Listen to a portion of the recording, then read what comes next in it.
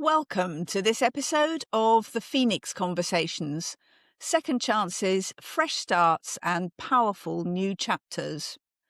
If you could subscribe to the podcast wherever you're listening, Spotify or Apple, or watching on YouTube, that would be immensely helpful. Thank you. I'm Lucy Macara, and I'm delighted to be talking to Anne Whitehouse today.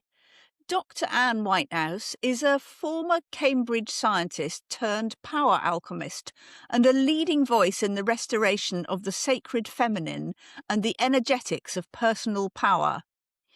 After earning her PhD, she spent years in the hypermasculine world of university engineering, an environment shaped by pressure, hierarchy, and submerged misogyny.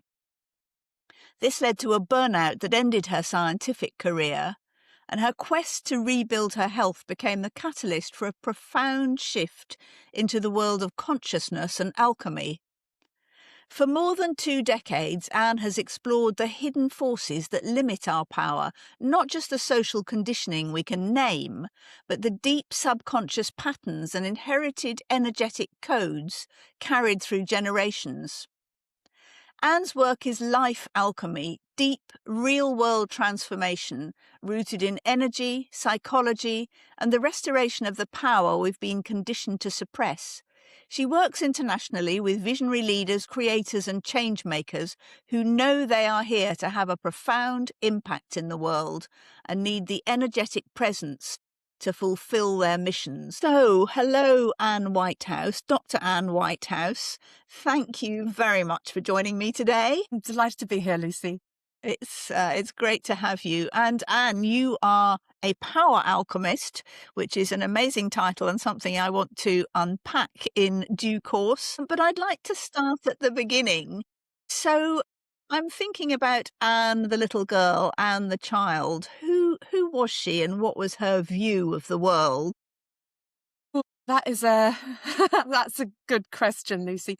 So on the external side of me, I was very quiet. I was very hardworking. I was very good, and was very focused on on doing well, working hard, getting people's approval for being clever, all of those kind of things. But underneath, I was very magical. The word at the time that I was using, obviously, as a little girl, was fairy. I really felt that that's who I was and that I could do magic. Not just kind of, waving a wand, but actually changing the world with my mind. I really believed that. And I remember sitting, I must have been maybe only 3.5, 4 years old, and I would focus so hard and I could feel into the kind of the energy of the world around me. And I was so frustrated because I thought I should be able to change things. I should be able to do what I want, to make what I want in the world, but I just couldn't quite remember how to do it. And I remember that so vividly. And then, of course, as I got older, all of that kind of got closed down and I was told that doesn't exist. There's only the 3D world. But then later on, all of that was reborn in a very tangible way. And I always remember me as that tiny girl, really knowing deep down that I could change things energetically, but just couldn't quite remember how to do it back then. And I've gone through that very ED world, which we're going to talk about, into this so different, multidimensional, energetic world. So it's been quite a journey. Wow. So I'm guessing we're starting to unpack the power alchemist thing already. But a couple of things that I pick up on here. One is I couldn't remember how to do it, which implies that once before you were this little girl, you knew how to do it, which is very interesting. And then that you actually had to reinvent yourself in the world as a child to not be the fairy, in fact. So perhaps that was your first reinvention when you became the conventional 3D person, as you put it. I think that went into a great love of fantasy fiction as a child, as a teenager. That's how I lived in this fantasy world with my books. There was the working very hard at school, Anne, and then there was the couldn't wait to get my nose back into my my fantasy novel when I came home. But there were still elements that came through. I discovered in Kenilworth Library is a tiny little library, and there was like half a shelf on they called it the occult shelf, and it was the only books on anything alternative in the whole library. And I devoured this. I must have been about 14 at the time, and that was ticking the box of this unseen world, this unseen energy that I knew in my cells, in my bones. I knew that was who I was, part of me, but it just didn't have a way of being expressed in my life at that time. But then I know you went to Cambridge, to university, to study something very tangible, very physical, very explainable scientifically. So tell us about that and that kind of reinvention. Well, at school, I was very scientific. Maths, science, the logical side of things. I was brilliant at that stuff. And it's very strong in my family. So it just came naturally to me. And although I was a musician, I was an artist, and I really would have loved to study those things, there was this sensible part of me which said that, so many people want to be musicians and artists. Not many people can do physics, right? Especially not many people can get into Cambridge to do natural sciences. I mean, sensible makes it sound mundane. I really wanted it. I desperately wanted it because I wanted to prove that I could do that. And there was an element of the sexism thing, which had been a motivation for me. So when I was 10 years old, I'd been put up a year and I'd gone to the local comprehensive just for the 1 year. And I was in the physics class, and this middle-aged male physics teacher told me, and you can't expect to beat the boys at physics because you're a girl. And I didn't understand, because my parents were completely, you can do anything. And I remember going home and saying to my mum, why can't I beat the boys at physics? And she was livid, and rightly so. And I thought at the time, right, well, I'm going to show that I can beat the boys. And I did. I came top in the whole year. And that motivation to show that I could do that was very, very strong motivation. Well, my high school was an all-girls school, which did me very well. And they had the attitude of, you want to do history and French? No, you're doing physics, you're doing maths, you're doing engineering. That was the attitude. Get out there, beat the men, be brilliant. That was the attitude of my school. And so I got into Jesus College, Cambridge, and I loved it. I absolutely loved it. There were challenges because obviously I was very much a minority, being a woman, but that experience that I had at Cambridge, where I did my first degree, then my PhD, then a postdoc research fellowship, that was pretty good, and it's one of the highlights of my life. And that was completely 3D world. I was a metallurgist, which means I worked on metals, damage and fracture mechanisms of aluminium metal matrix composites, to be precise. That was my PhD. And but this kind of links in again. There was something about that work, the way that metals transform, that to me was truly magical. And I really saw the materials in this. Well, magical's the word. It was a beautiful, elegant, wonderful thing. And the people around me, I'm sure they were thinking about, the equations and the numbers and all of this. And I had this very different mentality on it. And the thing that really spoke to me is you have this raw material, and then you can put it through the process of the heat treatment, or you tweak the composition, or you give it a mechanical deformation, and what you get is so very different from what you start with. So that understanding of, I can transform things, that really, really spoke to me. and the beauty and the fluidity of the metal, somehow that's to me is magical in itself. So again, there were the threads of the true Anne lurking behind this conventional scientist. So we found the root of the alchemy, turning base metal into gold, not necessarily exactly that, but the transformation of metal both as a physical thing and as a metaphor. Very much so. Very much so. Wonderful. I like that. So, Anne, you went into academe as a job. What happened? I did. Okay, so I left Cambridge and I got a lectureship in mechanics of materials in an engineering department.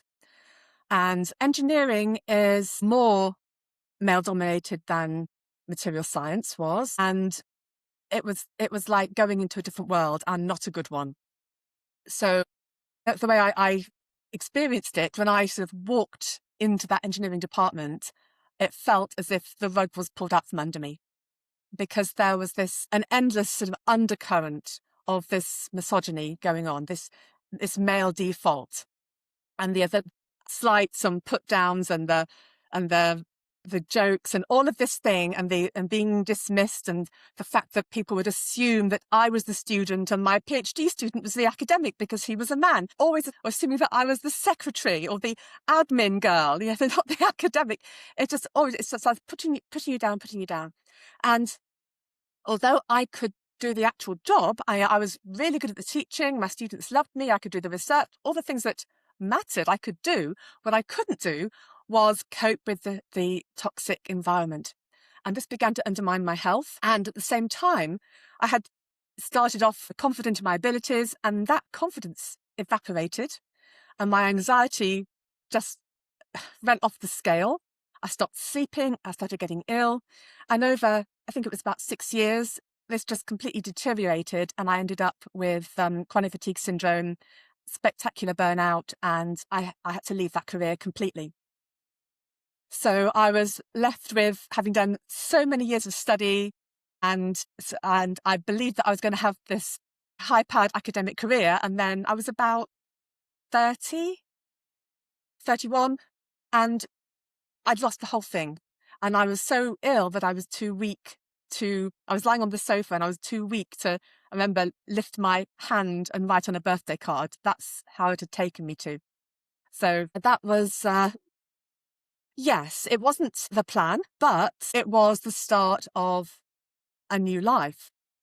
So it's often the case that reinvention is caused by something you didn't choose and didn't want, but can Yes. turn into something magical and wonderful. So how did you go from this unwell, unable to work person with a kind of a battered career behind you to your next stage? How did this reinvention happen?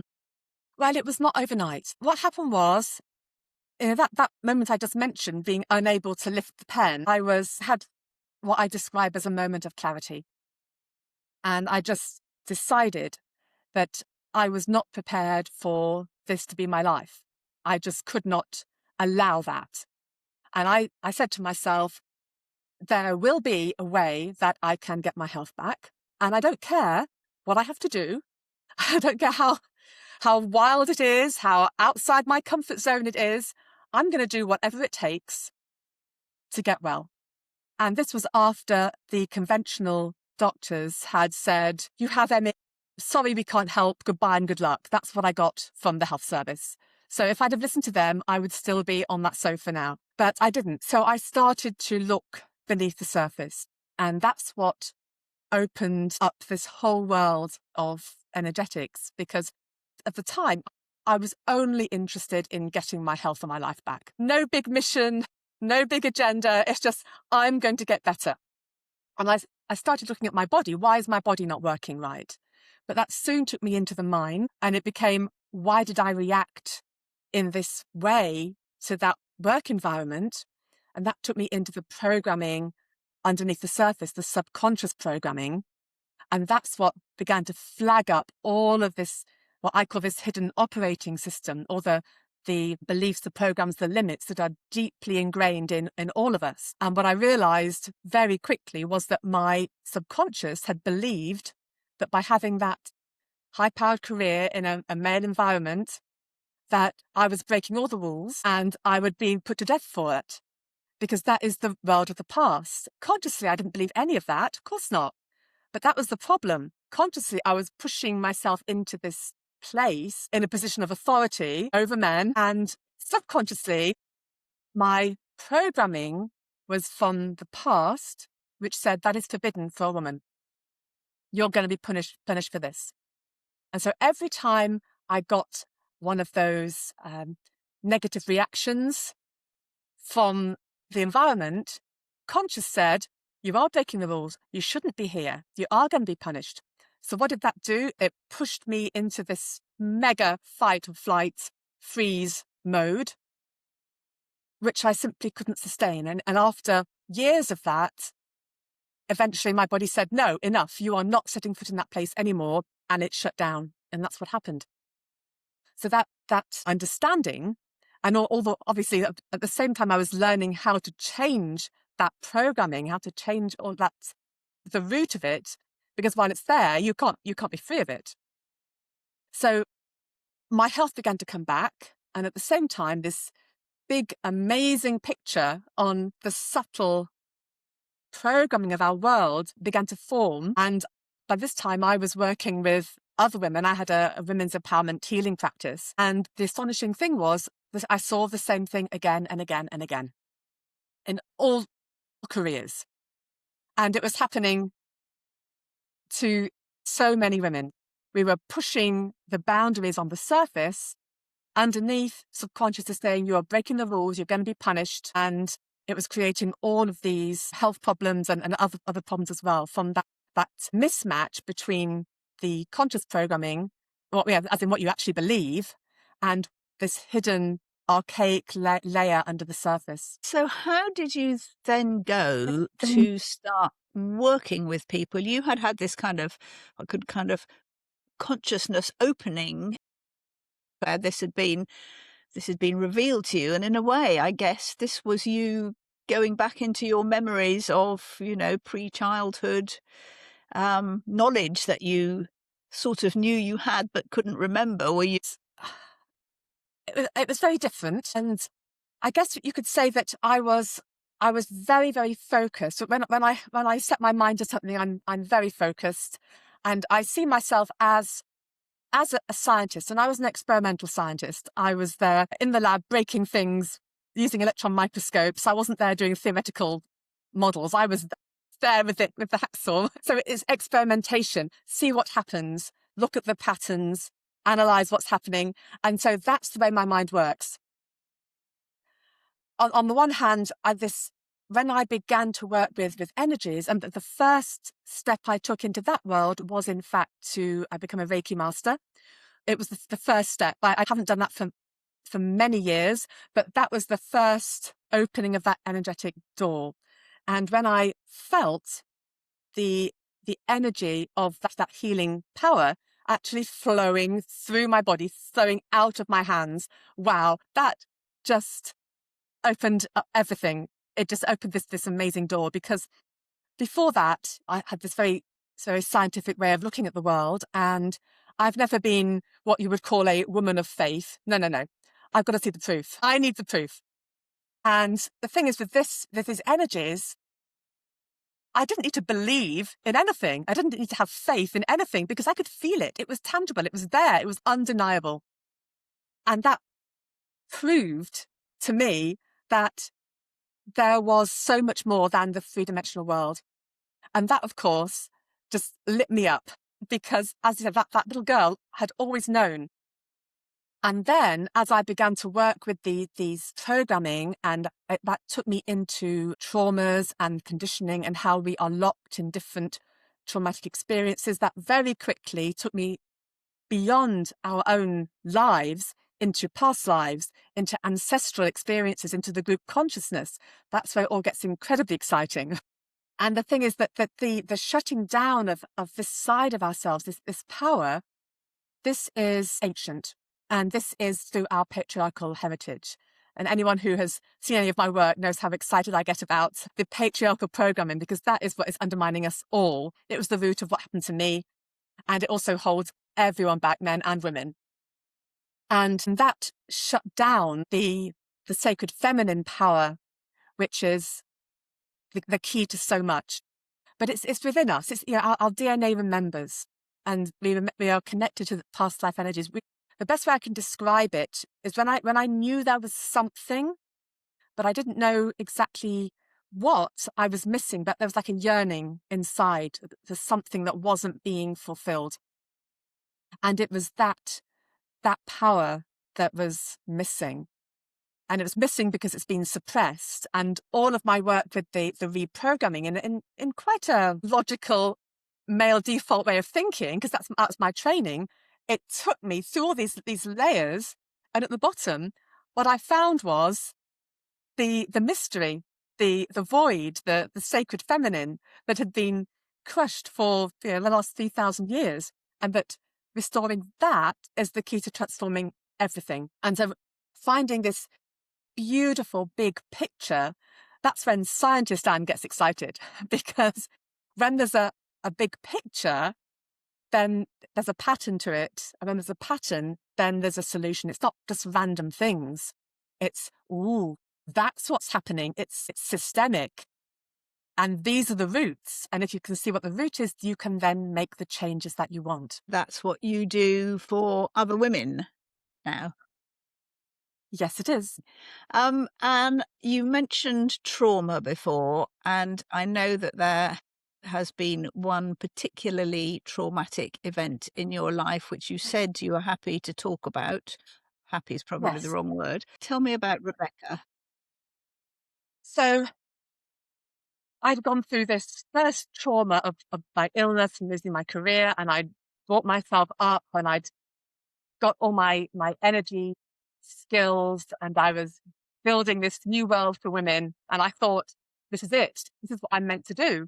I was meant to go through all of that in order to discover this, so I could share this. Fool that I was, I thought I'd been through the worst. But then in 2014, my daughter Rebecca died very suddenly. She was 7 years old, and she just died in her sleep for no readily apparent reason. And they never found out exactly why. They just told us her heart stopped, and they don't know why. And this, you can probably imagine, completely shattered everything. It was way beyond what I'd been through before, Nick. I can't even imagine how terrible that must have been. But what did it then result in for you personally after that? It must have changed an awful lot. Very much so. So I guess before I say that, I'd like to say a little bit about this alchemy process that is so important. When I'd gone through my illness and coming through that, what I realized was that when you are pulled into a very negative energy, there's a lot of stored energy. If you like it, that's the motivation that gives you the kick, the momentum to push yourself into new territory, to look at things in a new way, to think outside the box, this kind of thing. And I'd realized from where I'd started to where I ended up with a completely new view of the world, with amazing skills, with this amazing mission that I'd never imagined in a million years when I was teaching factory mechanics, that negativity from what I'd been through had been transformed into something really, really positive. So this is what happens when people have the big life event and they end up, you use the phrase reinventing themselves. I'll go with alchemizing, transforming, but it's the same thing. So when Rebecca died, I was it's hard to describe, but people don't realize that they understand grief, but they don't understand that what I actually had was very severe PTSD because of the tangible experience of me finding her body and everything that came from that. That was PTSD. That was not grief. That has probably been the most difficult thing to deal with. And what I found was that none of my existing skills could reach what I was going through. It was just awful. I tried to see other people. I have a very big circle of peers, acquaintances in the healing world. Nobody was able to help me. So in my desperation, I began to push the boundaries and go deeper because I was, again, desperate to get my life back. And it was that led me to discover how to work with the power architecture that is beneath the subconscious beliefs. But what I want to say is that when I went through my illness, I kind of discovered it all by chance. After Rebecca died, what I was saying to myself was, right, this is the most terrible hell. I had people saying, take it a day at a time. And I was having to force myself to take the next breath. I was actually having to say, breathe and breathe again and breathe again and move your right foot and move your left foot because it was that bad. A day was an eternity. But what I remember saying to myself is, right, I am going to alchemize this. And this is so very terrible that I can, with intention, take that awful experience and make something amazing from it. And it's going to take time. It's going to be very, very hard. But that was my intention right from the beginning. I had that set up. So and I'm going to show you a bottle here. So this represents this kind of journey, and many people have been through their own version of this, which is why it's a really good thing to use this visual aid. So when the really awful experience happens to us, we go into the dark night of the soul. So we're going into the black. And this, in actual fact, this isn't black. It's a very, very, very deep magenta because it contains love. And in that really dark experience, that is like, back to the metallurgy, think of the blacksmith making the sword or whatever he's making, and he's bashing the living daylights out of this metal, and it's back into the flames and into the water and then bashing it again, all of this. This is the process. This is what we're going through. And we have a choice, and choice is so important. Like when I couldn't lift up that pen and I chose to say, I will find the solution. It's non-negotiable. I will find it. Some people get into this and they get stuck and they can't get out. And they can go into a poor me, blaming life, the universe and everything for what's happening to them. But other people don't. Other people find wisdom and find strength through experiencing these really difficult or terrible events in their lives. And here's the beauty of it, that we go through that process, the alchemizing process, where you are bashed into a pulp by what's happening. But you have the intention of, right, what am I learning? What am I gaining? What skills, virtues, how am I pushing the boundaries of understanding? And then you come up into, I know it looks blue here, but it's actually turquoise in reality. And that is when you come up as the teacher. Because the turquoise is a communication color, but it's the communication through the heart. It's channeling. It's the spiritual teacher. It's the guide. So you go through through the living hell, and that is the alchemizing process, where you are subjected to that pressure and the temperature and all of the stuff, and it almost destroys you, but it doesn't quite. It gives you something amazing. And you are then the inspiration, because you can then say, by the fact that you're still upright, still alive, your presence is saying to the world, yes, I went through that, but you know what? You can come through it stronger than ever. And I can do it, you can do it. And this is how we change consciousness. This is how we change the world and are radiating a very different energy. And it's that intentional way of looking at what happens to us. So in terms of reinvention, there's a very superficial view of reinventions. We're talking about really rebuilding yourself from the ground up. And you can do it in a random way, just finding your way blindly like I did the first time. But then when Rebecca died, it was so awful that it very nearly did destroy me. But right at the beginning, I thought, no, I will come through this. At the time when she died, I was 45. I thought, well, I have got decades that I want to be living and have joy and teach and have fun, and I can't allow this to destroy me. I won't allow this to destroy me. Instead, I'm going to take this negativity and I'm going to use it to create the best, strongest, most amazing version of me that I possibly can. And it has not been easy. So it's 11 and a bit years since she died, and it can still be very difficult. And I still have days where it all comes up and I'm quite tearful. But at the same time, if she hadn't died, my mission, it started off before she died. It was, I had this a healing transformation life alchemy, I called it, private practice, and I was helping a lot of women locally. It felt good, and I thought, yeah, this is what I'm meant to do. And then when I'd come through this dark night of the soul and came up the other side, oh my goodness, that had gone. It was, I'm going to change the whole world for women. I'm going to reprogram the subconscious of the whole of society. My book you see behind me here, Pull Back Your Power, that wouldn't have happened if Rebecca hadn't died, because it was only through my desperation to not feel so dreadful every single day that I began with my mind, just like that little girl who thought she was a fairy. I began to mold and rebuild this power architecture. Because what I discovered was that I was in such a bad place because my subtle energy power architecture had actually been shattered, completely shattered by the shock of finding her body, and nothing was touching it because I couldn't hold any power.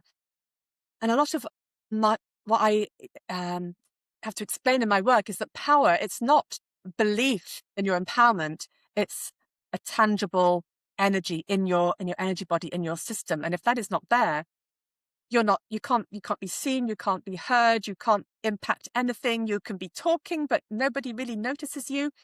And your body is locked in incredible anxiety and fear, because without power, you are intrinsically unsafe. And it was through having that completely shattered and learning through desperation to rebuild that everything then came into place. And that was the missing link that took me from using energies and modalities that other people had developed to having my own unique system, and the fact that it can go so much deeper than anything that I'd discovered before. So losing Rebecca, the most terrible experience in my life, but at the same time, there were gifts. There were amazing gifts, and gifts that have completely transformed who I am and also transformed my work in the world. And that's the most beautiful description of reinvention, from the dark night of the soul of losing a child to the gifts that you've just described. For anybody who's going through that dark night of the soul now, what is something that they can do? Obviously, the great thing would be to come and work with you to help them. But if just in their own world, what is one thing that somebody can do to start coming upwards back into the light? I'm going to say two things, actually, Lucy. The first thing that's most important is to start strengthening the intrinsic safety in your own body, because when that happens, your whole understanding of reality is shattered, whether that is through a bereavement or through an accident or through a shock or through you've lost your career or whatever it might be. But the shock effect has really just shatters everything. You lose your power, and then everything gets magnified in a negative way. So the first thing is to start focusing energetically on yourself. So what I mean by that is, if you imagine taking your attention, like your mental focus, take it down into your heart space and just sit there, imagining there's a bright light and you're focusing on that light, just as if you're shining a really, really strong torch or a laser inside, and just sit with that for, even if it's just a minute, 2 minutes, 3 minutes. Do it every day. Do it when you think about it, and that will little by little begin to strengthen your energy body, which will make your subconscious feel a little bit safer, little bit safer, and it's a way of turning things around. And going with that, you need to start seeing beauty, seeing something positive, even if it is, well, that's a beautiful leaf, isn't it? Or look at my cat sleeping in the sun. Just anything that is a positive vibration can begin to be a pattern interrupt on the downward spiral. So those are energetic things that you can do to begin to start that spiral going up rather than down. They sound tiny and trivial, but no, if you do it regularly, even when you are, in complete despair, it will begin to have an effect. And the second thing is this intentional alchemy, which is so important. So imagine that you're going through this awful experience and you've lost hope, you feel dreadful, you can't see a way out, you feel complete despair in one way or another. What you can say to yourself is, right, when you make a choice, you are sending a message out to the universe, and that begins to open doors and opportunities and people. You don't know what that is, but it's like an invitation. And when I made that invitation when I was ill, doors started to open for me. Information came in. I found a certain book, or it just began to open this process up. So when you begin to think, right, I choose to transform this. I choose to come through this. You don't need to know how. You don't need to know how long it's going to take you, but you make the choice. I'm going to make this different. I'm going to come through this. I am going to come through this better, stronger. And this is what I've said to many of my clients over the years. Just imagine you do come through this. You come through it and you are stronger. You are resilient. You are so much more compassionate and empathic, and you have so much wisdom from what you have survived. Now imagine that you just run into a random person in a coffee shop and they are crying their eyes out. And then you sit down and you say, "Can I help? Are you okay? Do you want to talk to me?" And they tell you where they are, and they are in this terrible position that you were in. And you can say to them, "You can do this. You can get through this. I've been where you are. It is possible." And by you showing them that you found that strength, you can open that door for them. You might save their life. And if it's only one person, that's worth it. I had those thoughts. When I was in that terrible place with Rebecca. I thought, I need to show that my life isn't over. I need to show that I cannot just come through this, but I can come through it and be amazing. And I don't need to always be, "Oh my goodness, she's the bereaved mother. Her life was ruined." People told me my life was ruined when I was 45. They told me my life was over. Right? I said, no, my life is not over. This is terrible, but I choose to make something good out of this suffering. This has been a magical conversation. Thank you so much for sharing your reinventions and your magic and your alchemy. I was very moved and inspired by that profound conversation with Anne, and I thank you so much, Anne, for sharing so openly the trauma of losing your daughter, as well as your initial health and well-being breakdown in the world of engineering. It's wonderful to know that you've used the worst possible dark night of the soul to enable you and others to develop extraordinary gifts and reinvent yourselves back into the light. If you enjoyed this Phoenix conversation, please like the episode and subscribe to the podcast wherever you access it, on Spotify, Apple, or YouTube, or maybe all three. You can connect with me on LinkedIn, Instagram, TikTok, Facebook. Due to my husband's unspellable and unpronounceable name, I am the only Lucy Makara on the internet, and I'd love to hear your reinvention story. I look forward to seeing you on the next episode.